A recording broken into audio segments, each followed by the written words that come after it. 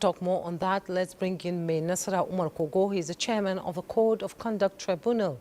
He's also a seasoned constitutional lawyer and analyst in the field of law, security, economy, politics, and international diplomacy. You're welcome to Network News. No, thank you very much.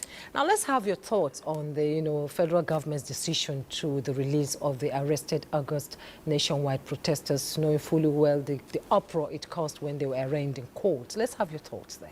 Well, that singular decision has succeeded in calming down the frenzy uproar that the nation witnessed over a few days ago. And I must commend the swift way with which the Attorney General and the Honorable Minister of Justice acted relating to the President's directive. Under sections 147, 150, and 174 of the Constitution, the Attorney General has done the needful within the ambience of the limitation of time. I think he needs to be commended by that.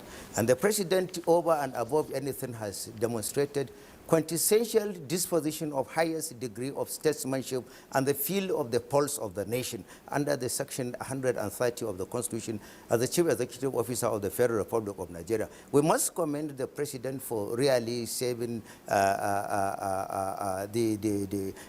situation based on the frenzy nature of the situation before his pronouncement. And the President has really shown that the psyche of the nation, he feels whatever is going on within the country. And I think it's highly commendable. It's a rare situation where you see the President coming in to make this type of pronouncement, but it is abundantly clear that it is under the respect of Section 14, subsection 1 of the Constitution that says sovereignty belongs to the people. He has shown that under the renewed hope agenda, his government is listening to whatever the people are saying, and he is ready to really entrench the supremacy of the people's interests and aspirations regarding whatever he is doing in the governance of the nation. I think the President needs to be commended for that. Yes, he needs to be commended. The people have spoken. The President has listened with this humane act. And now, apart from their release, government is saying it's going to rehabilitate them. Now, what impact will this gesture have on their future, their parents and the community? And what advice do you have to parents of these children? It's development of better citizens for the future. No nation can have future leaders better than the citizens it breeds at the younger, taller age of their development. And when you take the provision of the Constitution under sections 21, 23, and 24, every citizen has a duty to partake in making the governance of the country better. And as a result of which, everybody is a member of the government. And the parents, too, most importantly, need to tame the excesses of the young people.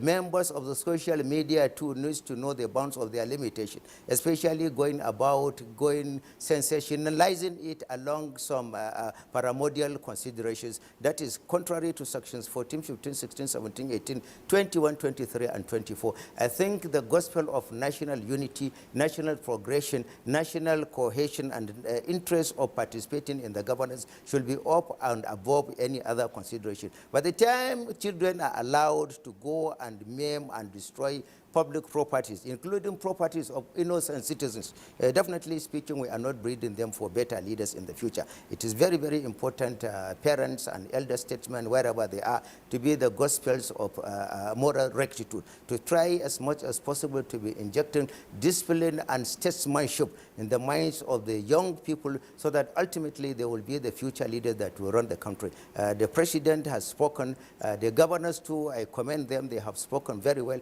It is very, very important. The parents, the traditional rulers, the religious and community leaders, everybody should come on board. Everybody has a responsibility to shape the future generations that will govern Nigeria, bearing in mind little drops of water makes a mighty ocean. We need the mighty ocean of unity, cohesion, solidarity, and statesmanship to be entrenched in the Federation of Nigeria.